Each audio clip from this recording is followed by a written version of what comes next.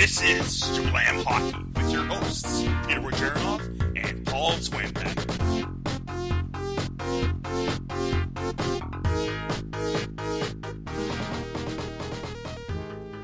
Welcome to Slam Hockey, folks. I'm your host, Peter Wojcicki. You can find me on Twitter at Russian98, and I am with Paul Zwambag. You can find me at Zwambag, Z-W-A-M-B-A-G.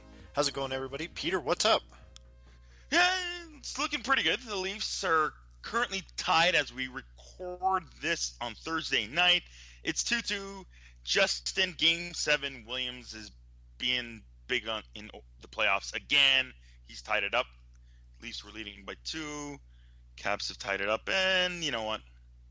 You're kind of expecting that. Oh well, but it's exciting and it's great. I'm still enjoying that the Leafs are in the game. It's a great game so far. Yeah, and not everybody is expecting it, Peter. Just throwing that out there. Yeah. Yeah, we'll talk about what do we have this episode in a bit in terms of, yes, we will be talking about playoff matchups and who you pick, Paul, to win this series. But first, before we do that, how did we do last week on our Saturday's picks? Last week, you killed it and smoked me, and to finish it off, regular season 150 and 103 was your record. 148 and 105. You beat me by 2, Peter. Can you believe it? We played probably like 22 or 25 weeks, and it came down to 2 wins. That's how close we were picking. Not too shabby. Yeah, you're leading by 1, and I came back and won 3 over you in the end. It was fun. It was exciting. Hey, we picked every single game, so it's not like we just went out and picked a few of them. We picked every single Saturday game for the whole year, and I think we still did pretty well. Yeah, I think we missed the first week. I think we were late on the first week, but yeah, every single Saturday picked every single game, and we're going to continue doing kind of called Saturday picks, but it's playoff picks, and they're going to be up on the site still. Yeah, we already posted our picks. Check them out, and we're going to talk a little bit about them during our matchup review. And what else we have this episode? We are team ISOing the San Jose Sharks with special guest Zach DeVine of the Hockey Writers and Dauber Prospects. And so, yeah, he talks a lot about the Sharks and Barracudas and all things West Coast. And then we also have top 10 players to look out for in the playoffs. I wrote a blog. I'll only mention a few of them, but again, check our website, SublimeHockey.com, for more. But first, trending now.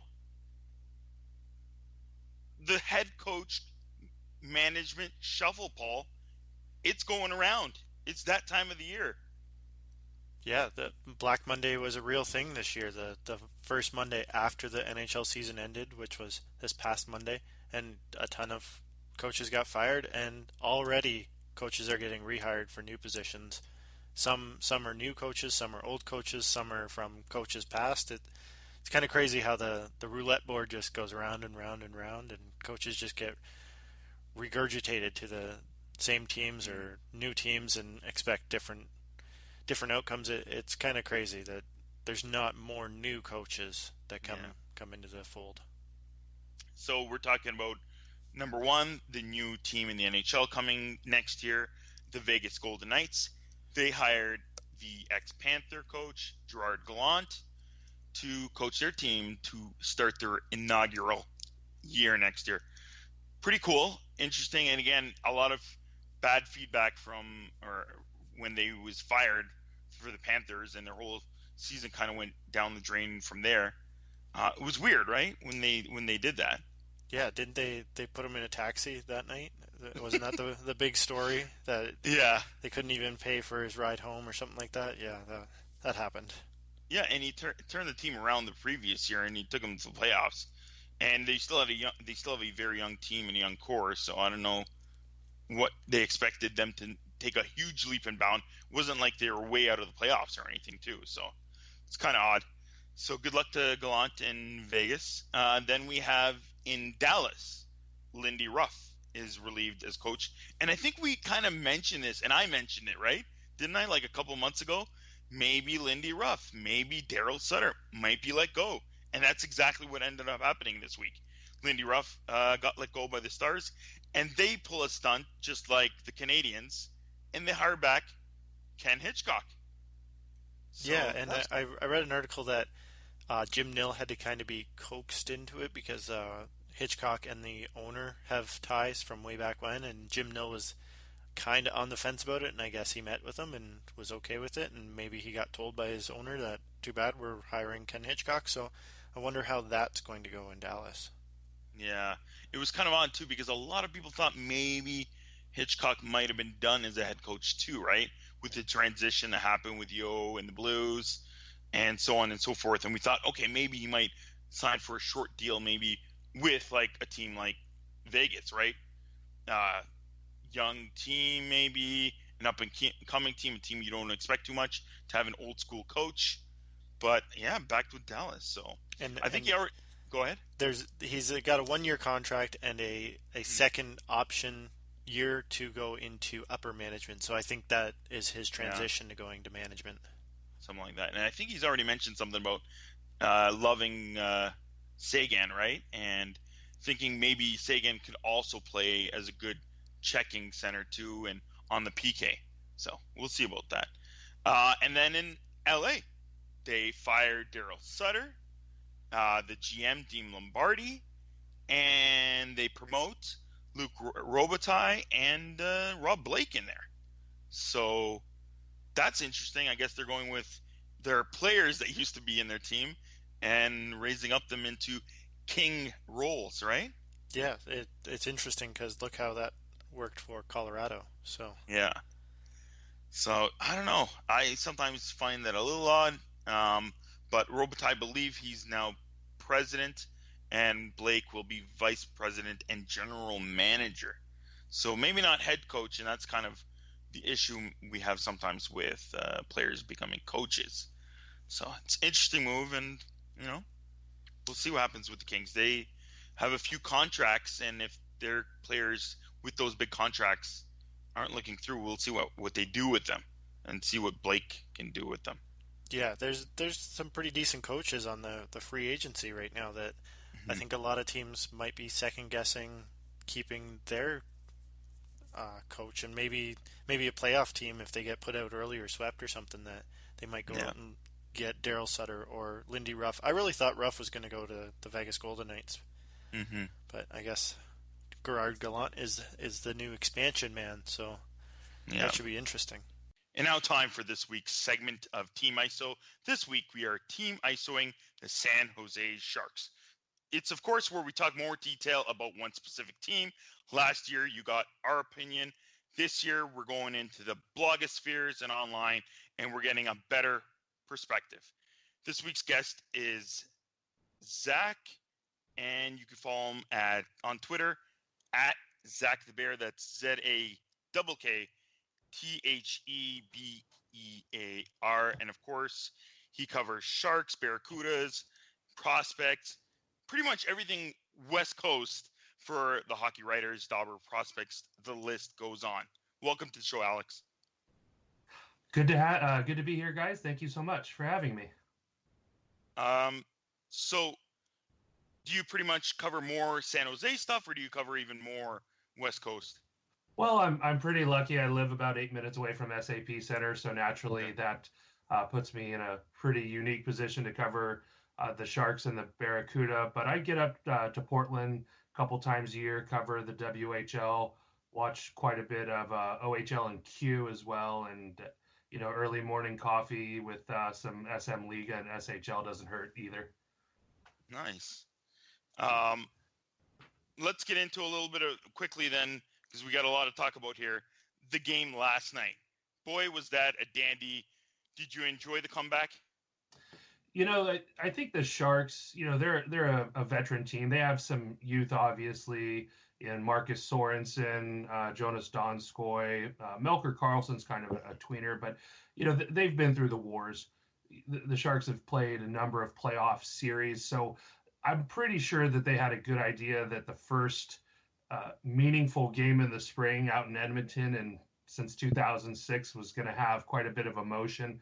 They definitely could not have played that first period any worse, in my opinion. The entire team really just looked like they were trying to stay on their feet. Luckily, they did. Obviously with the comeback, but overall, I think this is a team that has the experience. They're not going to get too high. They're not going to get too low either. And so it really, I think, showed the Edmonton Oilers what it takes to win in the Stanley Cup playoffs. And I think it also showed the Sharks' resiliency. So going into a little bit more depth with the matchup and everything, are you a little bit more surprised a lot of people are maybe even favoring the Oilers in this? It's odd, I guess, maybe because the Sharks haven't been playing that well lately, and the Oilers have, but it seems that way, at least in the Twitter sphere and that. Yeah, I think it was a little bit of a surprise. The Sharks did back into the playoffs. They fell out of first place in the Pacific, but everyone seemed to be writing them off, especially with the injuries to Joe Thornton, who didn't play in game one, and Logan Couture, who was wearing the birdcage to protect pretty much a broken face. Yeah. But when you really started breaking this down, I was surprised that so many thought that Edmonton would just roll. They're really a one-line team, and as the Sharks showed last year, they have an ability with a very well-rounded defense to make stars disappear. Sidney Crosby wasn't a huge factor in the Stanley Cup final. Pittsburgh won, so kudos to them, of course. But Tarasenko didn't score until really meaningless goals in the final game of that series. So really, the key, I thought, was the defense. And Marc-Edouard Vlasic and Justin Braun had rough games for the Sharks. They're not going to go far with those two struggling. But I really don't like the Edmonton defense. Eric Gruba was brutal last night. He just seemed to really be out of place. And I was surprised that Edmonton didn't go with Matt Benning. He's been their best Corsi form defender or regular defender this season. I thought he was an underrated signing this past spring, and not having him and his mobility and pretty solid defense was a surprise on the Edmonton side. And I think Todd McClellan is going to have to solve that bottom pairing. And I think that starts and ends with Matt Benning. That's good opinion on that. I wasn't too sure about Greiba either. Are you getting a little bit used to Merker Carlson scoring some big OT goals for you guys now?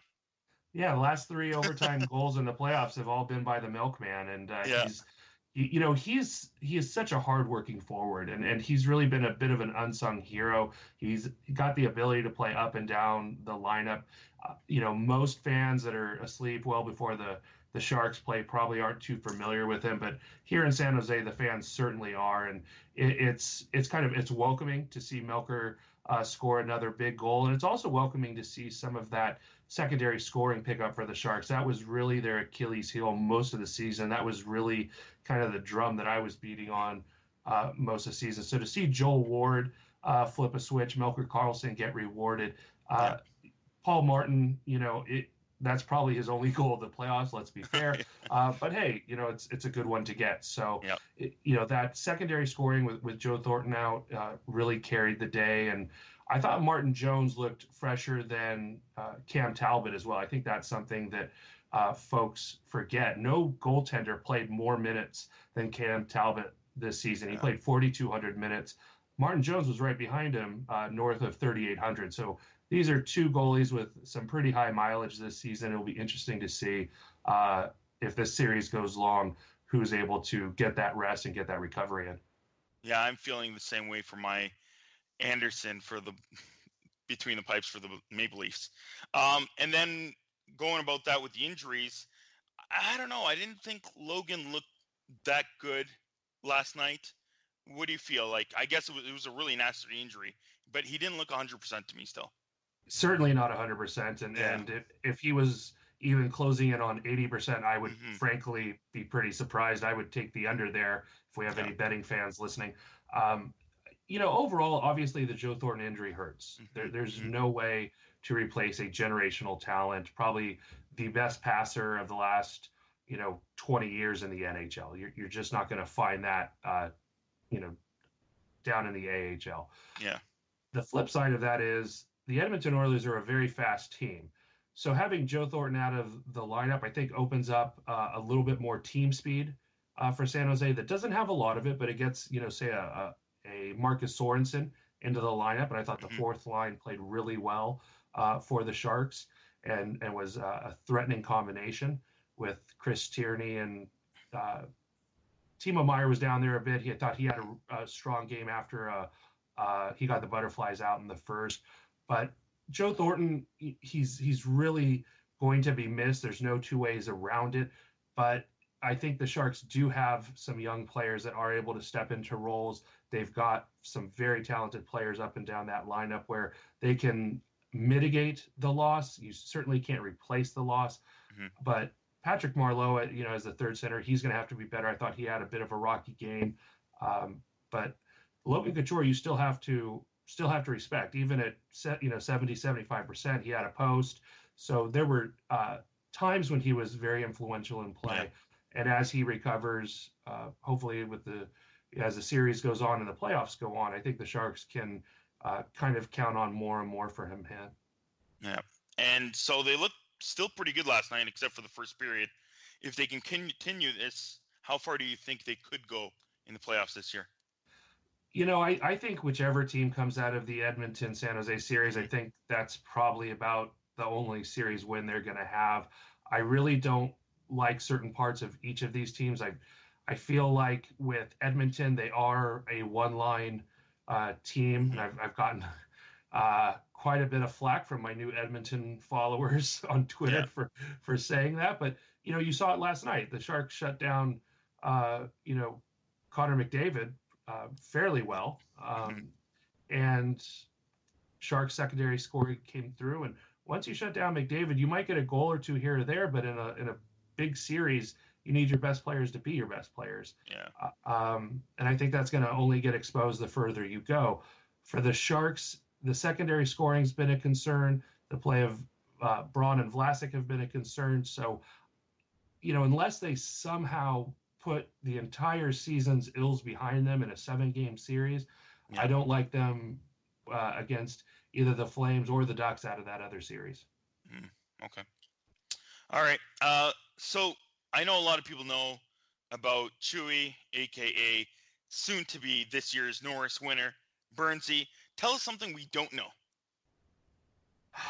Boy, I mean, he's really the straw that stirs the Sharks' drink, and he was my pick, and he won as the Sharks Player of the Year, and he definitely locked that up. There really was no other option. But I think with what the Sharks fans, you see the highlights. A lot of the rest of the NHL, his defensive game has struggled probably more than it did last year.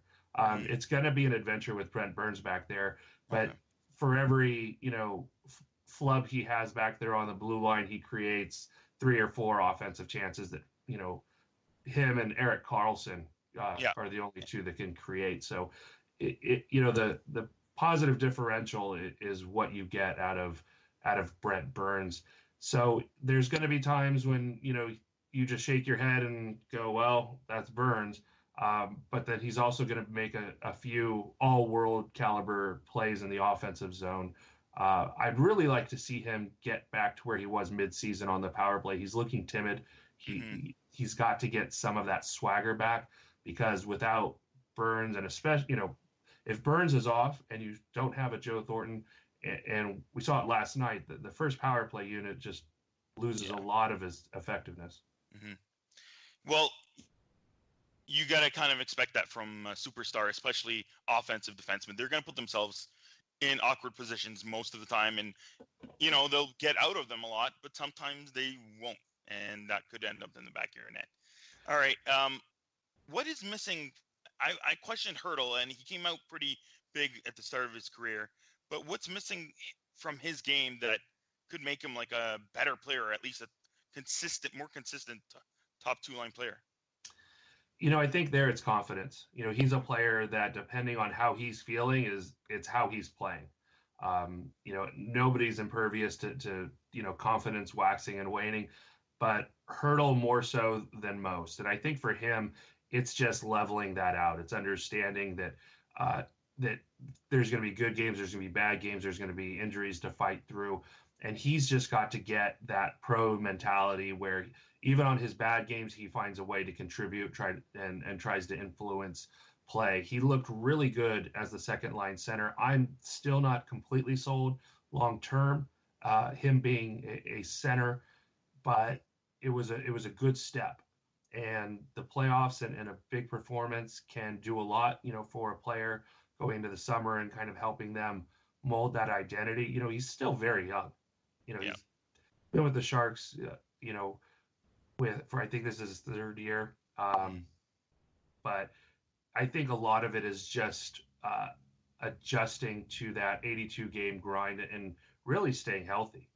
He's had a number of injury issues. That knee of his is, more or less bionic at this point. So it'll be interesting to kind of see how that goes. And it looked much better, with a couple days off, kind of got maybe a little bit of rest for that knee that has had a number of procedures on it. But it'll be interesting if that holds him back in his career long term.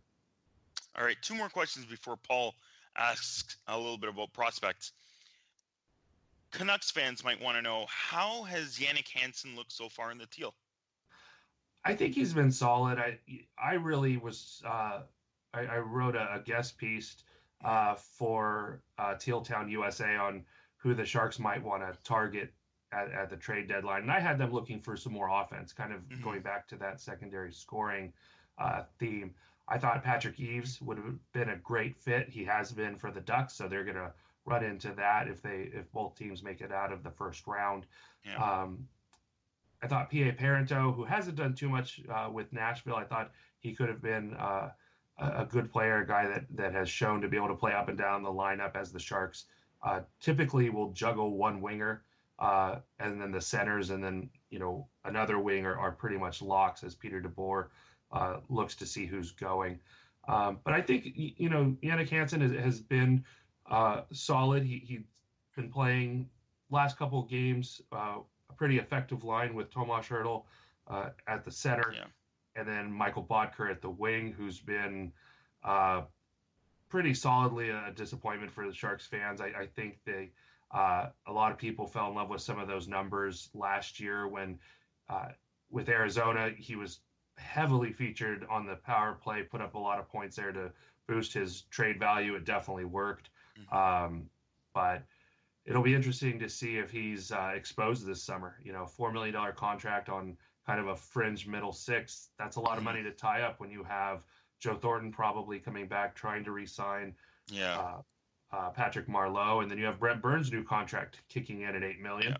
And Marc-Edouard Vlasic and Martin Jones are going to need contracts after next season. You got to do some estate planning. It'll be interesting to see what they do with Bodker. Yeah. So then, furthermore to that, then, what do you see happening with Marleau and Thornton? How far do you think they are from retiring, and will the Sharks re-sign them, and for how much and for how long? I don't think either of those players are retiring. I think they've got way too much gas left in the tank. Patrick Marleau never played a single game in the AHL. He came straight from the Seattle Thunderbirds to the San Jose Sharks, and he's been an effective player, for 20 years. He's had an excellent season, hit 500 goals this year. He's probably played some of his best hockey over the last couple years. Both those players have had their slings and arrows cast at them the last couple years. That let's just get that captaincy out of the way. And all that. Yeah, exactly. In fact, when Marleau was on the first line, fans called it the captain's line. All 3 of those players have been captains for the San Jose Sharks in the not so recent past. As far as contracts go, I would be absolutely shocked if there's not already a handshake deal in place for Joe Thornton. I think he's probably going to come back on at least a 2-year deal, probably in the neighborhood of where he's at right now, probably high 6 numbers.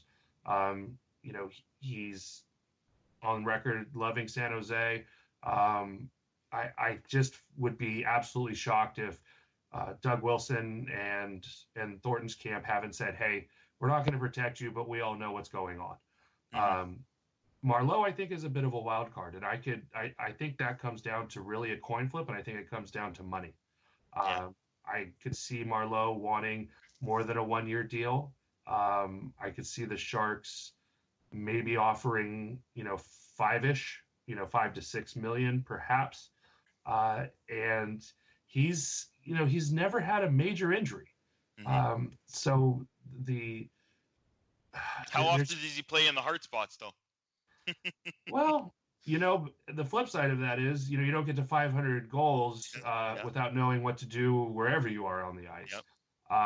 Not everyone has to be Dino Ciccarelli, but Marleau's certainly carved out an exceptional career, and it would be interesting, I think, with Vegas, because you look at who's going to be exposed among the forwards. There's not going to be a lot of firepower there. Yeah. Vegas is a 50, minute flight from San Jose. They're in the Pacific Division. No state tax, that factors in, at some point. But so I think Marleau probably might explore free agency a little bit.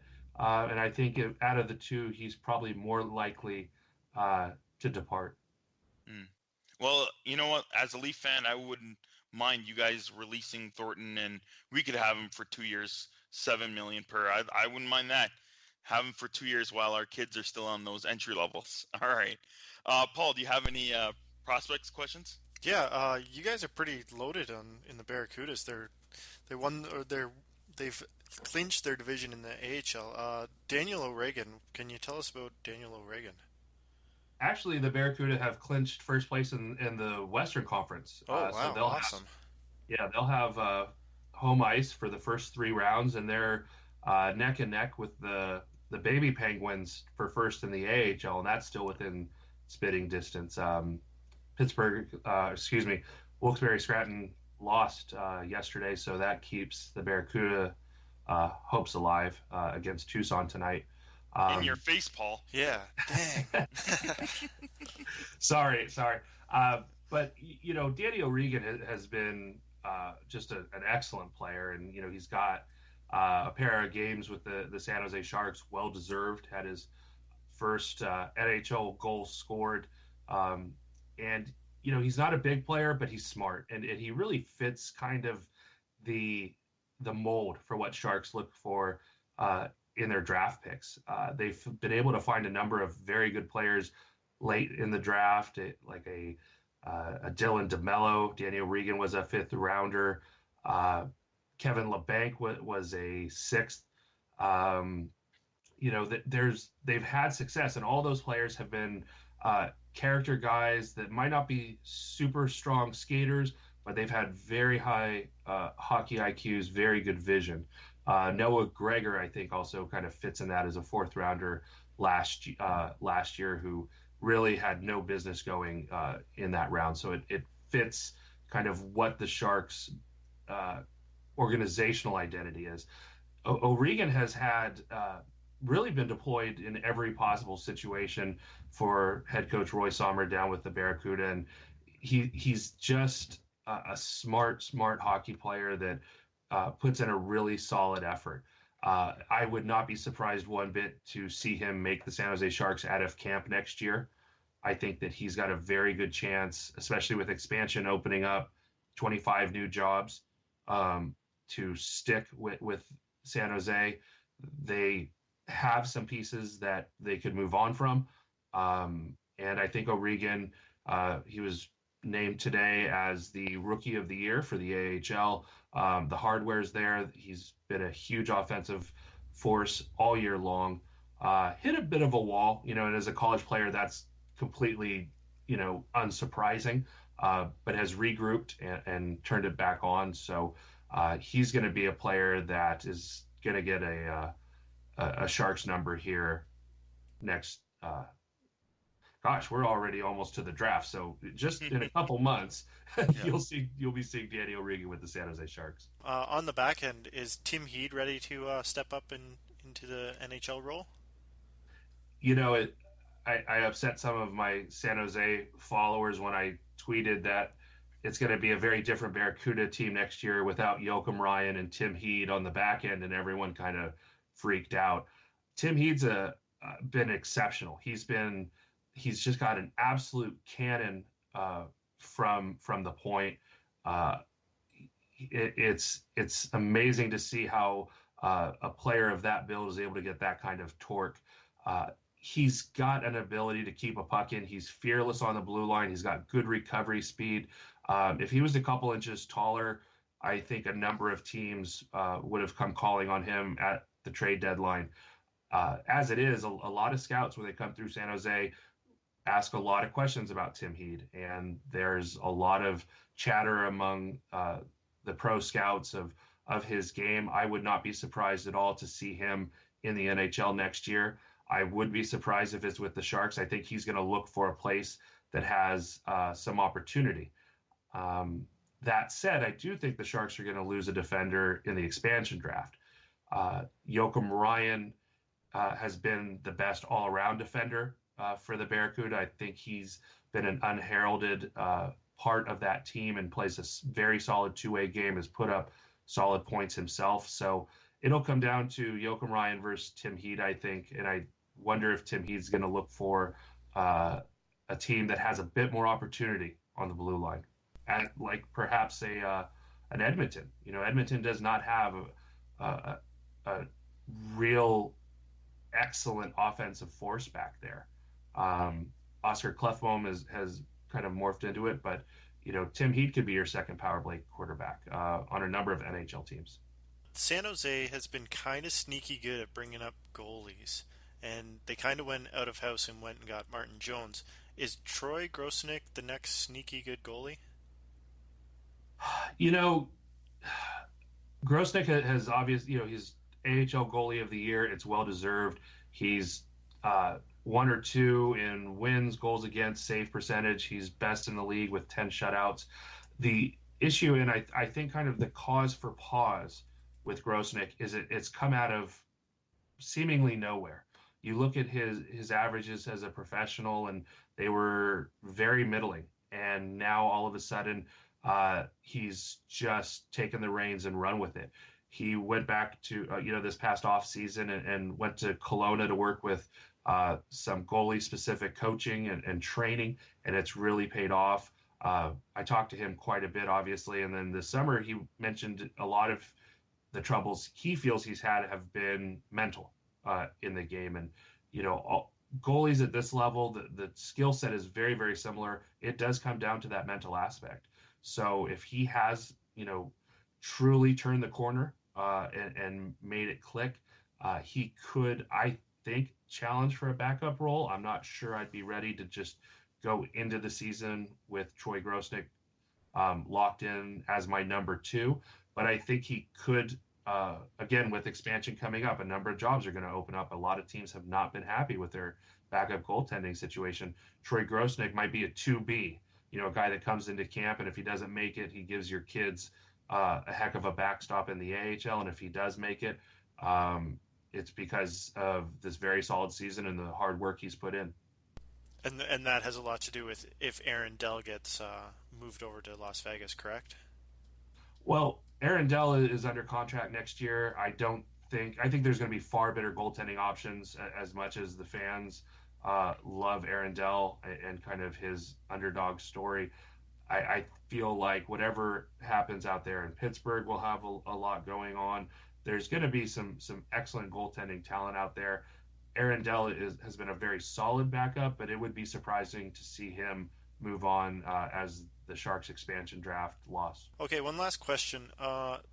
We've talked a lot of AHL, and a lot of the Sharks prospects are already in the AHL. Is there a top prospect that we want to mention that's not in the AHL, that's kind of in the CHL, going to make the next step, or maybe SHL or NCAA? Is there one guy that comes to mind? Well, I think Noah Gregor, with what he's done with Moose Jaw, he's been an excellent center for a very good Moose Jaw team, and struggled a bit in the playoffs, but he's going to be a player that I think Sharks fans are going to keep very close tabs on going forward. Another guy that I've seen quite a bit of up with Portland is Joachim Blichfeld. He's going to need a good bit of seasoning, but he's got a good shot, plays well on the power play. He's going to learn quite a bit under Mike Johnston up there with a revamped Portland organization. That's going to be a player that's probably long term. I think he's going to take the long route, but there's a lot that's solid there. Probably also, I know you asked for one, but there's a couple. Rudolph Balkers, who put up 40 goals this season in the Dub. I'm surprised the Sharks haven't signed him. The Sharks don't have a lot of elite offensive, sniper types. In fact, outside of Balkers, I'm not sure I'd put anyone quite there outside of Kevin LeBanc, who I consider an NHLer at this point.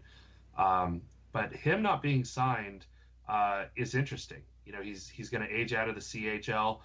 He came from Europe. He was playing against men for the last couple of years in Norway, and so if you have a player that's already comfortable just going back to Europe and playing pro hockey, I would think that they would want to get him under contract, especially as you've traded away Nikolai Goldobin, who was a similar style player. So Rudolph Balkers, it'll be interesting to see what they do with him this summer. All right, that's a lot of prospect talk. Zach, actually, that's it for our interview. Thanks for coming on the show. Well, thank you so much for having me, guys. Really appreciate it. Good to talk some San Jose Sharks and San Jose Barracuda. Perfect. Again, we're going to tweet it out and we'll post on our website. And again, you can find Zach on Twitter at Zach the Bear. That's again ZAKK the Bear on Twitter. Thanks again, Zach, for coming on the show. Thanks so much, guys, for having me. Talk to you later. Playoff preview time, Paul. Let's go to the Eastern Conference first. And as we're doing this, I'm still watching the Leaf game, and I got the Blackhawks game in the background. Nashville's leading there 1-0 in the second period. Leafs are mid-third. All right, hopefully Leafs can pull this out. But let's go to the Habs and Rangers. Well, we've already posted the vlog. If you haven't gone to jablamhockey.com, please go there, check it out. Paul and I have our picks for who's going to win every single series. We even have it labeled for every matchup: offense, defense, goaltending, special teams, experience, for how good they are. And then we break it down a little bit in terms of what we're looking in each series. And we both picked X factors. So check that out. Paul, you picked the Habs to win in 5 games. I picked them to win in 6 games. Why do you think the Habs are going to take them out that quick? We've already just seen the Rangers now win the first game in the series. Yeah, I know, and I'm already worried about my 5. Now they have to sweep 4 straight. I don't think they're going to do it in 5 anymore. I think that 5 games is a pretty high ambition, and it's not going to happen. I thought Carey Price was going to steal the first one, but it definitely was Henrik Lundqvist, and we both agreed that this is going to be a goaltender duel. We both wrote it in our series outlooks that this is going to be Price versus Lundqvist. The rest of the team is just kind of playing hockey. These guys are going to win games for their teams. Yeah, I didn't even look at what you wrote. I just typed it in, and then I put it in. I'm like, wait, he wrote the goaltending duel. We wrote the exact same thing. So, yeah, I have my own playoff pool that we pick, and I ended up taking a lot of Habs only because I was on the fence on who's going to outwin on this bracket part in terms of maybe Rangers, maybe Montreal, maybe Bruins. Somebody already took Bruins, and I was on the fence of Habs maybe being better in this series just because they do have, in my opinion, still the slight edge on goaltending and better defense. That's why I picked the Habs to win in 6. But if Henrik outduels and certain guys still in the Habs cannot produce in the playoffs, you can't win any games. And the Rangers might outwork the Habs in that factor. Yeah. So, yeah, go ahead. It's interesting with your playoff pool that you were talking about. You have how many teams? 20 teams? 25 teams? 25 guys making teams. Yeah, and there's five teams in a division. And how many picked Lundqvist, one out of all those guys? One Lundqvist, one Zuccarello, and one Kreider. Big ups to my boy Mark. Um, yeah, we'll talk a little bit about my pool right at the end. If anybody is in our pool, they can listen to the last 2 minutes of the podcast. But yeah, it looked like barely anybody picked Rangers. I was on the fence of maybe taking them just because so many people passed them, like didn't even think about them. And I was thinking maybe I might take a Kreider or a Zuccarello. But it's very interesting that a lot of people didn't think about them, and a lot of people still kind of on the fence about them. But I think it's going to be a close series, and I was thinking about maybe 7 games, but I won't. You're always on the fence about 7 games, so I don't know. It's going to be a tough series because they're very similar teams, actually. Yeah, they are. They are built from the goalie out, and a lot of their offensive players are kind of streaky. Like Pacioretty can get streaky. Radulov is who knows what you're going to get in the playoffs because he hasn't been for a long time. But yeah, I definitely think this. If you like goaltending, then definitely watch this series. Yeah, yeah. I was hoping it to be even grittier though. Didn't see too much from guys, like a Kreider, a little bit more feistiness, or even Shaw. So I'm expecting a little bit more of that maybe as the series goes on. All right, let's go to the next matchup. There's the Ottawa Senators versus the Bruins, Ottawa number 2 and Boston number 3 in the Atlantic. And what do you think about the series kind of going into it, or in the first game that was yesterday? I think the Boston Bruins are going to make an easy series out of this one. Like we've said pretty much all season, I don't know how Ottawa has been so good in the regular season. And I think it's basically their system, and they run a really good system. But when you get them off that system, and I think in the playoffs, you can get a team off their system really quickly. And I think the Bruins are very good at that. So I just think the Bruins are going to have an easy time with the Senators. Yeah, I think the Senators might have slightly underrated defense, and their goaltending was surprisingly pretty good this year. But they don't have that extra, X factor, as you would say, or experience that the Bruins have been there and done that. And even adding guys like a Backus and more veterans will help them. It was pretty cool, though, seeing Charlie McAvoy playing, right? Krug, and we're going to talk a little bit about this, with a lot of defensemen kind of injured, Penguins, Ducks, and Bruins. Krug is a big defenseman for them, and McAvoy is standing in and looking decent for them, eh? Yeah, he's going to be a stud for many years, and I'm pretty sure he's going to have the nerves in the first game, maybe the second game, and it's going to go away real quick. And he's definitely taking over Zdeno Chara's stud role on the back end. So Chara, you can go and retire. McAvoy's here to stay. Yeah, Chara's still looking pretty good though, and he looked pretty good last night. If I didn't say, I picked 6 Bruins in 6. You picked Bruins in 5. Next, playing right now, it's my Maple Leafs versus the Capitals. The Capitals are just too good. I don't know how you, Paul, you picked Leafs in 7. I picked Caps in 5. I know you've never done it, Paul, but did you eat a brownie before making this pick? No, I did not eat brownies, and I really thought about this, and I've talked to a couple of people that have kind of been, maybe the Leafs will steal a couple, and it's like, well, if people are thinking maybe they'll steal a couple, well, then they just have to go half and half with the next couple. So, my main reason is I think the Toronto PK can keep up with the Washington power play, shut down the power play, and the Leafs have a shot. That Washington Capitals power play, the offense runs through their power play. So if you can stifle it, which it's very easy to do in a one series event, to shut down a power play, and I think Babcock's got that mindset that shut the power play down, shut down the Capitals offense, and grind out victories. And I think they can pull it off. I don't see it at all. The Leafs PK has looked pretty good this year, but I still don't feel their defense, especially even more, I guess, 5-on-5, is very good. They're not that great on defense.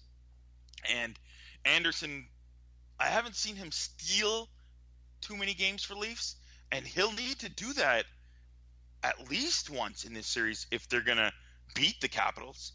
Yeah, the Capitals is just too many weapons, and they've been known to have very good offense, but now they are one of the best defensive teams coming straight from Holtby and out. So I will be shocked if the Leafs can put enough goals to take over the Capitals for sure almost every night. It's great to watch the Leafs now in the playoffs and that we're talking about them and the kids are so excited. Marner and Nylander, just watching most of the game even tonight, they look great. They're so exciting. They're fighting hard for the puck, getting chances, and hopefully they'll get some bounces, but I just can't see them winning even a couple games. So go Leafs go, but it's looking slim. All right, let's go.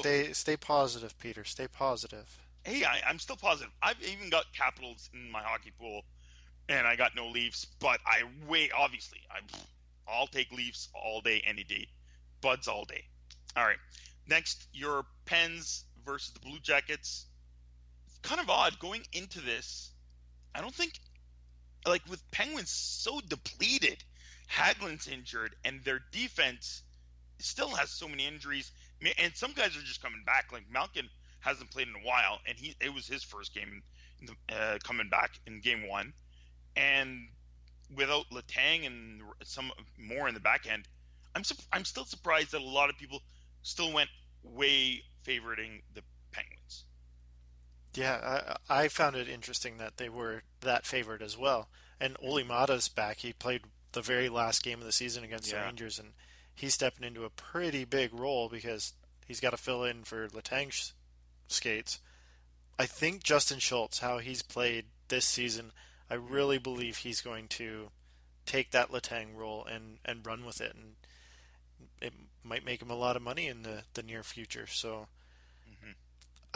the Murray injury last night, oh man, devastating. But thankfully we kept Fleury, and that's a huge keep because everybody wanted to move him and get something for him, and everybody's worried about the expansion draft. And I feel like Rutherford has done his due diligence, and he kind of knows Murray's kind of had a couple injuries, and this can happen to any team. And you're one injury away from losing your goaltender. So if you don't have a solid backup, and Fleury is a solid backup, like I don't care what anybody says, he's won a cup. He won Penguins a cup. How many years ago? 8 years ago? 7 years ago? Yeah. We even mentioned it in the interview with Zach. A lot of these goalies have been workhorses for their team all season, and they're not all 100%. So, yeah, the backups sometimes need to be pretty good. Maybe that was a weird move, and maybe it could have been a good move for the Kings by getting Bishop, but they couldn't make it to the dance. So, it was a good move still having Fleury back there for the Pens. Are you still expecting Crosby and the rest of those guys to break out? Because the first line did look a little bit shut down. Yeah, and that's going to happen. I think this series it's going to happen. I don't think Crosby's going to produce a whole lot. I don't think it's going to be his job to produce a whole lot. I think Malkin's going to take that role because Dubinsky can shut down Crosby in a heartbeat, which is quite odd, but it's happened how many times. So the fact that Malkin's back and healthy and he's a playoff beast, and Kessel's looking like he's ready to take some point production up a value. So I'm all right with Crosby, Gunsel, Sheary just playing a hard game and not producing 100%. Yeah, that was a beauty kick pass that Kessel made for the Rust goal, right? Oh man, that was nice. And a beauty goal on the power play. Oh yeah, for sure. All right, let's move to the Western Conference. The Hawks versus the Preds, and another one, basically team 1 versus 8. And Paul, you picked the Preds in 6. I picked the Hawks in 5.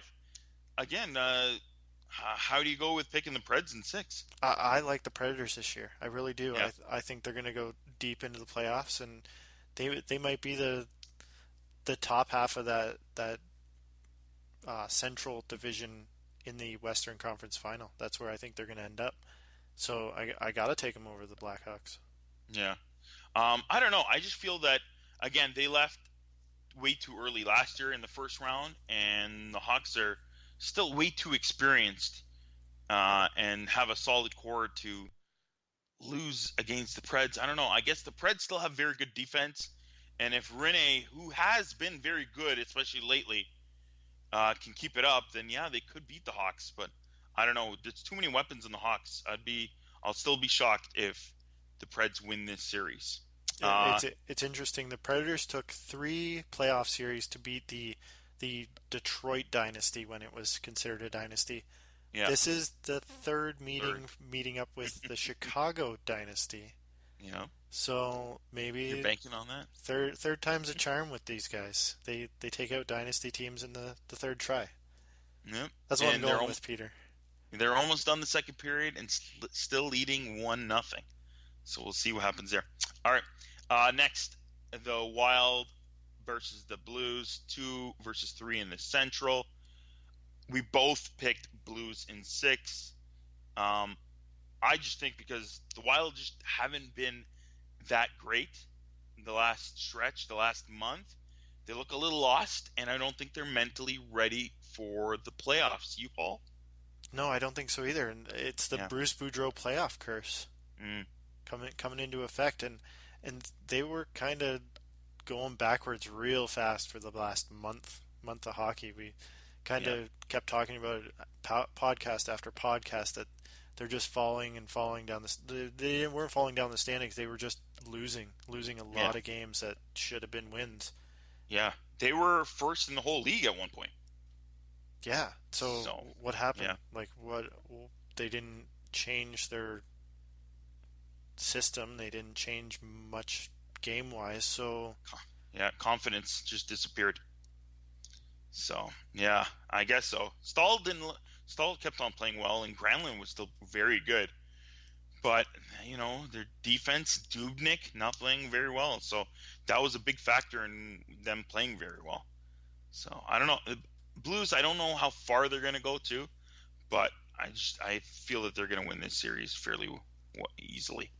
All right, next we got Ducks Flames, the number 1 team in the Pacific, versus the upper team for the wild card. We both picked pretty much landslide wins for the Ducks. Yeah, they're looking like a really deep team. They can score from multiple lines. I think Patrick Eaves is going to be very key in this series. Yeah. Good addition. And surprisingly, how many goals did he have this year, Paul? I think he got up to 30, didn't he? Yeah, he was a beast this year. So he's coming in on fire. Good addition for them, and a guy who plays hard and who could score now for them, in addition to all the other weapons that they already have. Raquel even hit 30 goals this year, and I was thinking about taking him. I got a few Ducks on my fantasy team, so I'm hoping they can still go pretty far. But question mark is their defense. Now, Cam Fowler looks like he's going to be out and could miss 2 or 3 rounds. And they've already got Dupré and Stoner out.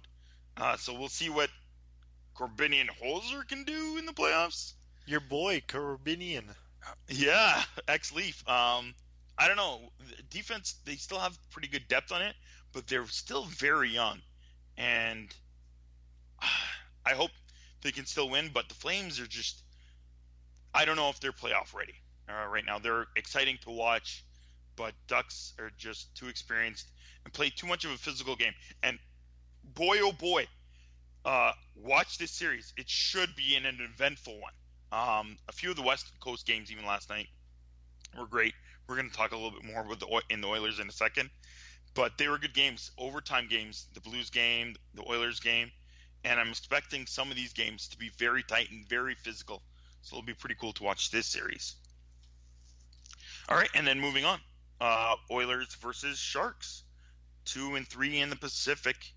We both picked Oilers to win. Are you still okay with that pick so far right now after the Sharks pulling out game 1 in overtime? Yeah, the Oilers have to get back to their first period hockey. Their hockey totally changed from the first period to the second period. I don't know what happened. Maybe the energy in the building disappeared because they were running hot in the first period, and that's what they need to get back to, is that Oilers fast-paced hockey. Yeah. I've probably talked about this before, and you probably know about this, but I probably haven't said it on the podcast yet. but I wrote it on the blog. Check out our blog and our two blogs actually for West Coast and the Eastern Coast playoff preview for round one. But I really think Patrick Maroon, he hasn't been very good in playoffs, and that's one of the reasons why the Ducks let him go, I think. It seems that he's afraid of making a wrong move or making too much of an aggressive play in the playoffs. That's what it just seems like. He's not playing hard. He's not playing physical and fast enough. And it looked like that again in the first game of last night. I really think if he can take his game to that level, then the Oilers will be fine. But he looked lost in the first period. And, McDavid was covered fairly well. Draisaitl, I still thought played pretty good, though. And the second line, surprisingly, was much better than the McDavid line. Yeah, Maroon got kind of benched in the first period. Mm-hmm. Maybe it was the start of the second period. Drake Caggiula took over that top spot, and he fit real well with McDavid. So he was skating. He was playing hard. He was skating, and that's what you need to give room for McDavid. Yeah, they need a fast, speedy guy, and Caggiula definitely has that. Maybe Patrick Maroon's kind of nursing an injury, and maybe that's why he's been sat out, but it just didn't seem like he was ready to play last night. He played 5 less minutes than his line mate McDavid, which he's normally paired with. So yeah, it's interesting that he's being skipped over and Caggiula's getting a little bit more ice time, and I think Caggiula's ice time is just going to go up even more. Yeah. Yeah, and we mentioned this in the interview with Zach and the Sharks. The Sharks are still pretty banged up. Thornton might not even play next game or a few games. It seems like he's eager to play, but they don't want. They want to be tentative with him. And even Couture didn't look that great in the first game, so he's still banged up. The Oilers can still take this. It looks like it's going to be 6-7 games, but we'll see who has the advantage. It's still, and boy, was that first game exciting. The first in Oil Country too. That first period was so exciting, and then they kind of came out a little limp in the second. So hopefully they can bring back that energy. Well, and they gotta not be outshot 44-19 by the end of the night. Yep, 6 power plays for the Sharks last night. Yeah, it was kind of odd too, and I think the McDavid play where he had a great chance to score and he was maybe kind of slashed. Then the Sharks brought it right up the ice, and then they got a bit of an interference elbow penalty. Was kind of borderline. Like a few of those were close, so it's tough. I don't know. I didn't get a few of those, but hey, it's playoffs, and some calls are going to be pretty tight. So good luck to the Oilers. Peter, can you guess how many shots Brent Burns attempted last night? Ooh, attempted? Yeah, it's got to be got to be like 15. 17 shots attempted last night. Yeah. Eight made it to the net. That is crazy. That guy just shoots from everywhere. He does. I saw him behind the Oilers net at least 5-6 times. Yeah, at least a handful of times. He's super fun to watch. Yeah. And I can't remember when it was. I think it was late in the game or something, near the end, or maybe I can't remember. Maybe it was overtime. It seemed like he was on the ice for 5 full minutes. I think there was maybe a break where he sat on the bench for 5 seconds and they came back on. It was ridiculous. He is on the ice almost every single minute of the game. I don't know how he has the energy. Such a big guy, and he's still a great skater. Wow, he is a beast. He had 9.5 minutes of power play time. Yeah. That's wild. Yeah, Chewy's amazing. All right, moving on.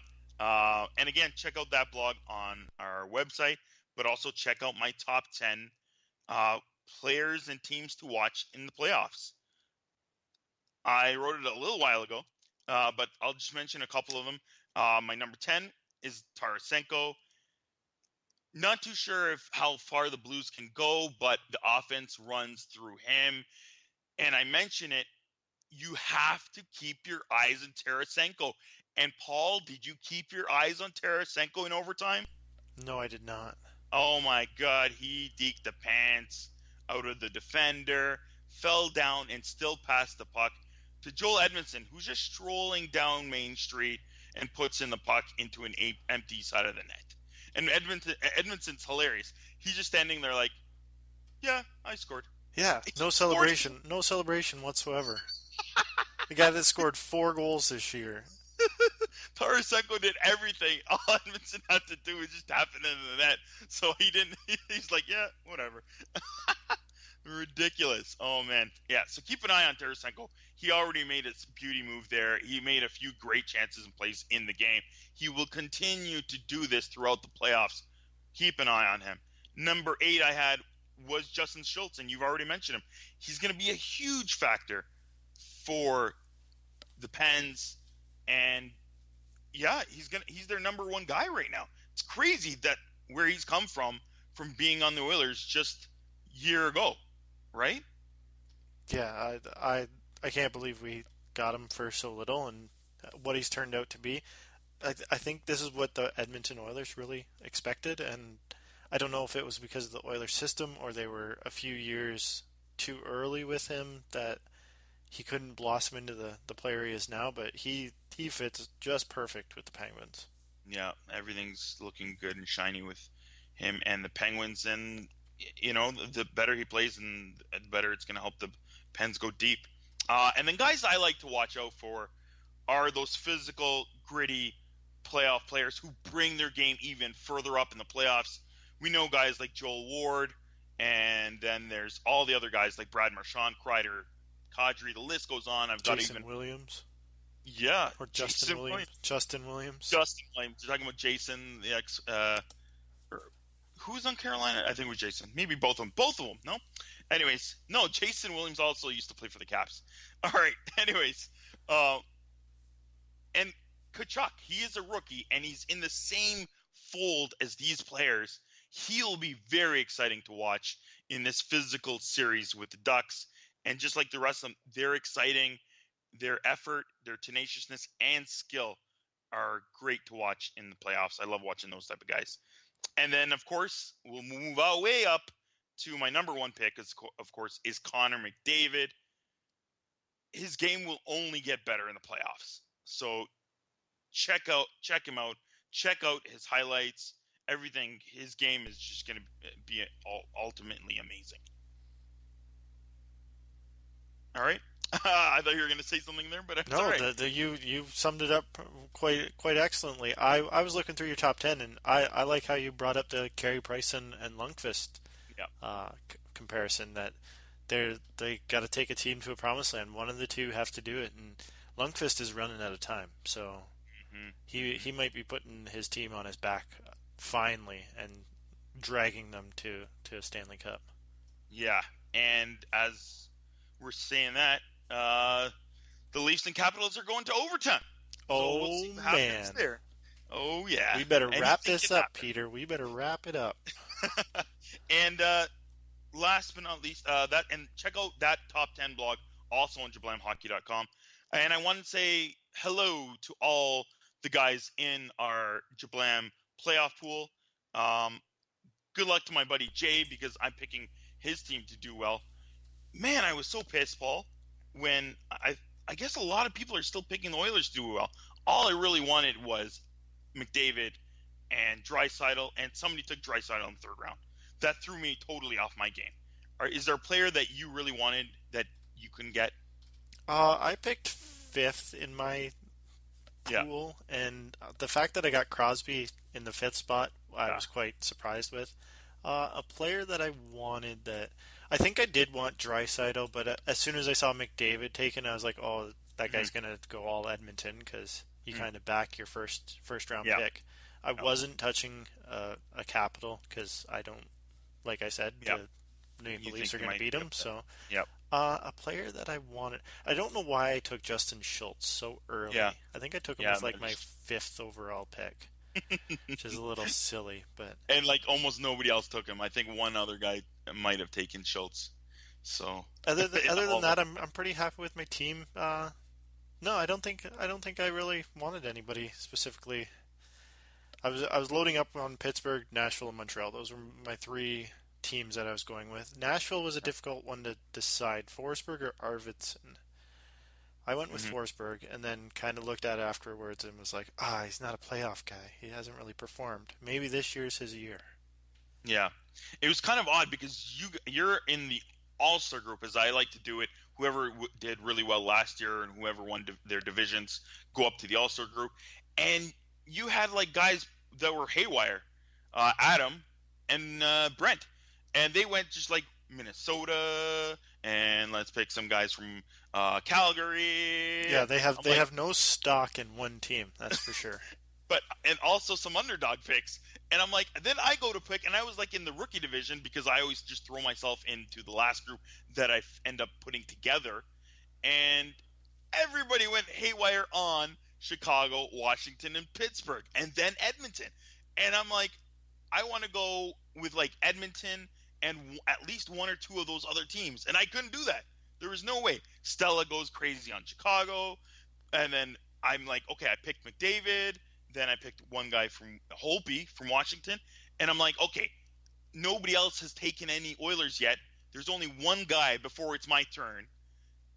I'm going to take Oshie, one more Washington. No, boom, right in front of me. Draisaitl gets taken. I was upset. And then with my backup team, I wasn't sure if I was going to go with like a Boston or Rangers or Montreal. And I think somebody took one guy from Rangers and two guys from Boston. So I was like, all right, I'm going with Montreal then because nobody took Pacioretty and stuff. And yeah, like we talked about before, when you're making your playoff picks, you kind of want to stick with two or three teams instead of putting them out spreading them out too wide. Yeah, and I picked a goalie too early. With only 5 teams in your group, so only 5 goalies are going to be taken. I should have left my goalie till right near the end and just went with whoever the 5th best goalie was. I'd be happy with that. But I got Murray, and that's kind of nerve-wracking because Fleury might steal the net, and they might ride the hot hand because who knows how long Murray's going to be out for, if he's going to be done or if Fleury just keeps winning and they ride Fleury the rest of the way. Yeah, Nilo ended up changing because I have a rule where if the guy doesn't play the first game, you can change him for our pool, and Nilo ended up changing both his Krugs. So Chara for his defenseman and what he got to change both? Yeah, because he had 2 Krugs. Dirty. That's a dirty move. Well, you're allowed. That's the rule. That he didn't play. So and he had Krejci out too, but he decided to stay with Krejci. But one of his Krugs, obviously Chara, and then the other one he switched to Bacchus. And then the other 2 guys that had Murray, Paul, both switched. Oh. So they're going. Yeah, Cheeseman and Gerard at work. They switched back to Fleury, and you're sticking with Murray. So that's going to be cool how that plays out and who ends up playing more games and who will win more games for the Penguins. That'll be an interesting side story going in on our pool. And that's it for this episode. Again, go check out our blogs. We have a lot more other blogs out there. A Kadri blog by Sean, the Leafs going into the playoffs by Brett, and our playoff preview one, just like we talked about in the episode.